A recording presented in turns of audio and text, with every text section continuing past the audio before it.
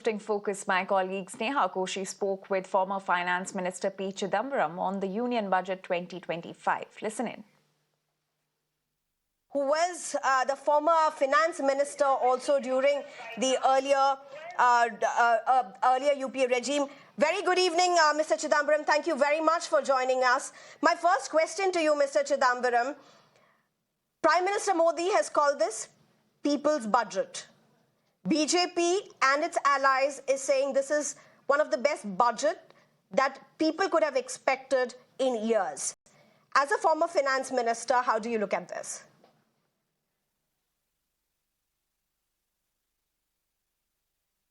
Well, I've made a statement in my press conference, except determinedly wooing the 3.2 crore tax-paying income tax filers and the Bihar voters.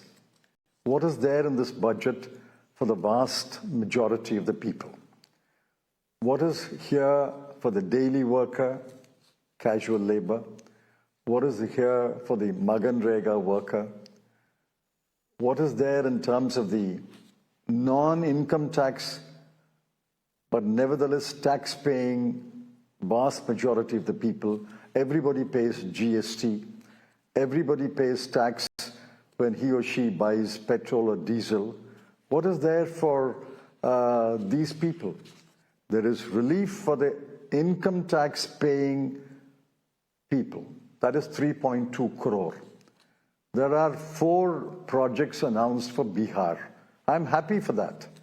But beyond that, what is there for the vast majority of the people?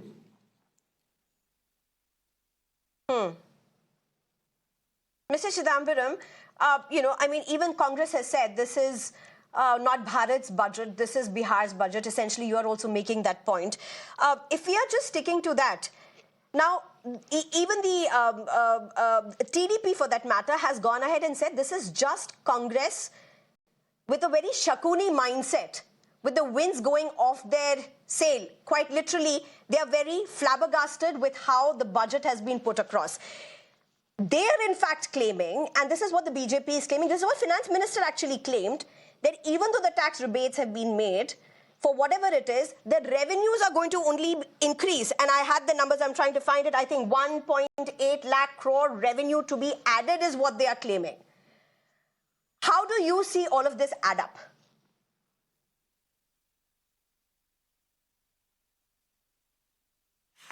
See, whether revenues will increase or not has to wait until the end of the year. For example, last year, they said that the tax revenue to the center will be 25,83,499 crore. But actually they got 25,56,960 crore. So the budget at a glance shows that in 24-25, they did not achieve their revenue target. I'm not saying it has to be repeated next year also, but what is the guarantee that they will achieve the revenue target? So we should not count the chicken before they hatch. The BJP claim. I don't want to say one way or other, but just a moment. Going by 24-25 numbers, which says that they have not achieved their tax revenue target, you can go by that only. That is the only evidence available today. Okay, Mr. Chidambaram, you are saying don't count the chickens before they hatch. BJP is saying it's a Shakuni mindset for the Congress that's very derailed. I don't know what Shakuni mindset is. We are simply responding to facts. If facts are inconvenient, I can't help it. Sure, Mr. Chidambaram, so when you are saying Bihar has got special references or multiple references, Is it in context of other states that have not got similar mentions or should have got, particularly the opposition rule states, is what I'm asking.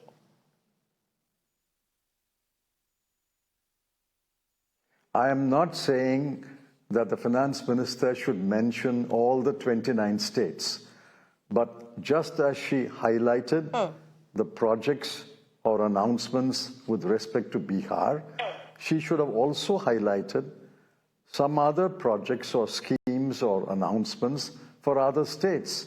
I did not hear that. I may be wrong, but I did not hear it while listening to her speech. Okay, Mr. Chidambaram, my one last question, and this is regarding the capex that has been revised. Is that concerning?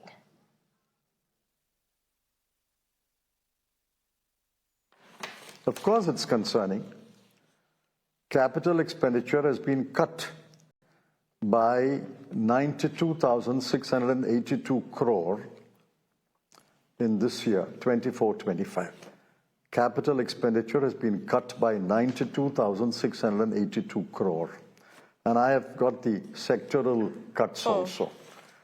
If the nearly 1 lakh crore cannot be spent on capital expenditure as envisaged in last year's budget, that speaks poorly of the capacity of this government to implement its programs and schemes. All right, Mr. Chidambaram, thank you very much for your time and appreciate you joining us on Mirror Now. Thank you very much. Thank you. Thank you.